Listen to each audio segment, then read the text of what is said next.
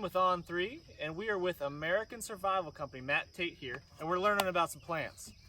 Yeah, so this is a willow tree. Willow's good for lots of things. I've made arrow quivers out of the young limbs, really malleable, good for basket making.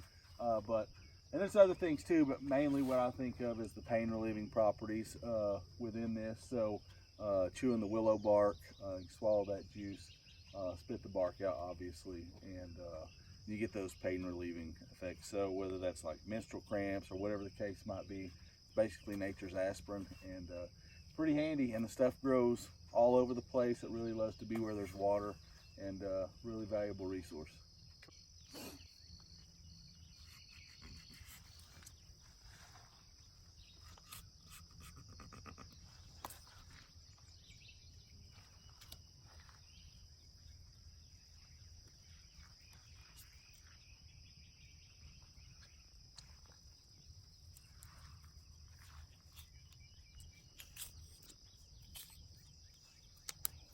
So what we're after is kind of the inner bark of this willow here. So what we can do is get rid of the outer stuff here. You don't want to chew on that.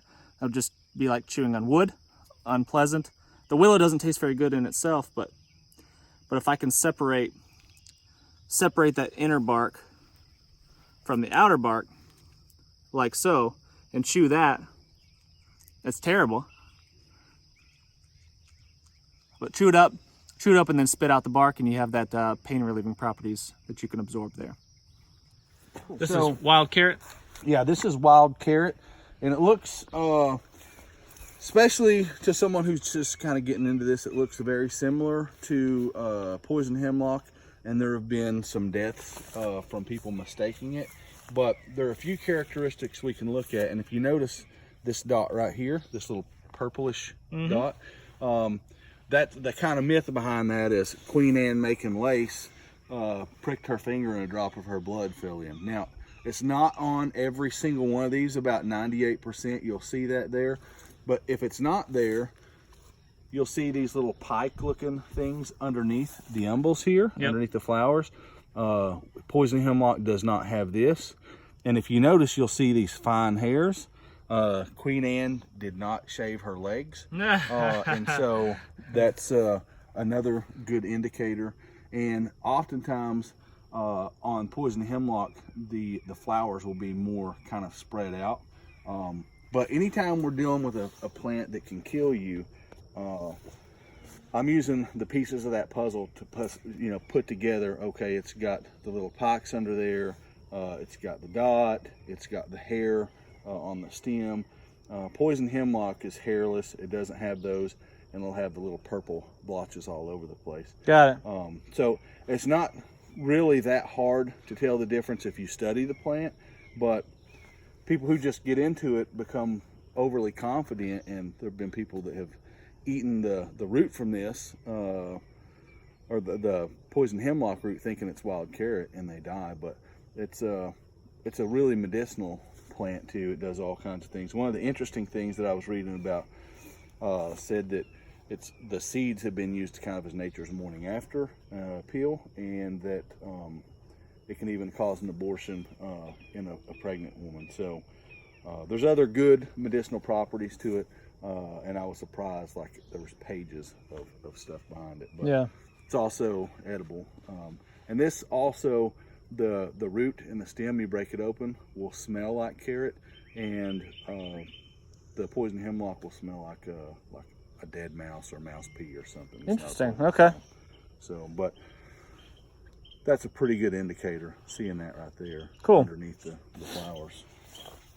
We put it out yesterday and got like the root. Oh, okay. Really This part. So this is the edible part of the carrot. Mm-hmm. This is your carrot. Yep, this white side. Not like the store-bought carrots, huh? No. And it'll actually smell like carrot too. Yeah. Versus the other. So, but one of those things. That looks like carrot. Yeah, it does. And that's one other thing on the hemlock. If you really look closely at the leaves, the hemlock has more of a jagged leaf than this. So, we're putting that together as part of the puzzle as well, because this is one you want to take your time identifying. So you and don't make die. sure you don't die. That's Yeah, important. absolutely. Generally speaking. I'm sure you guys have lots of greenbrier. What happened is, like the untrained eye or someone who's just kind of getting into this, will be talking about poison hemlock and wild carrot, and they'll see this flower and stalk and think, oh, that's one of the two, but it has very distinct leaves, and you can see. This is yarrow, you said? Yep, this is yarrow. And you'll see, like here in its first year growth, it doesn't have the flower stalk coming up. But this stuff is awesome. It's nature's quick clot. It's a very good wound healer. Good for anything urinary tract infections, menstrual cramps. And a really cool thing about this down at the bottom, it's got a tuber on the root. And that thing, if you've got a toothache, chew on that and your mouth will go completely numb. Really? So, I mean, it stands to reason you can crush it up and use it as a topical. You know, you got a kid that's got a sting or something like that. Yep. But really good tea from this stuff, and really, really potent medicine. Good detoxifier, too. Cool. But the list goes on about that guy. And What's this one called? This is called passion flower. Passion flower. Some people call it maypop. Some people call it wild apricot, but it's a purple passion flower. And so it'll get this really cool psychedelic looking flower on it that's purple. And it'll get this green round fruit that has a bunch of really mucilaginous seeds inside of it that are edible. But medicinally, two things come to mind. There's quite a few, but the two things that stand out to me is it's a natural sedative. So you can take this, like I've smoked it, but you can make tinctures or teas or whatever, and it just kind of helps to a nice transitional, peaceful transition into sleep. But it's also been used as a natural antidepressant.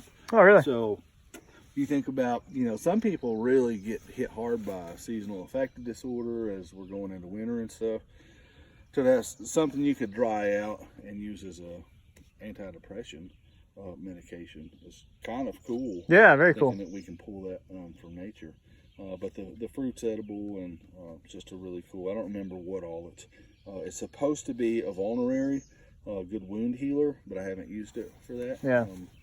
But that's primarily what I think is something to help with sleep. Yeah. Now I've used it, and it's just been a nice, easy transition into a good, peaceful night's sleep. Some of my buddies who have used it say they have ridiculously vivid dreams all night long. Just seem super real and remember everything about them. Not like, bad dreams, monster chasing you or anything, but just really vivid dreams.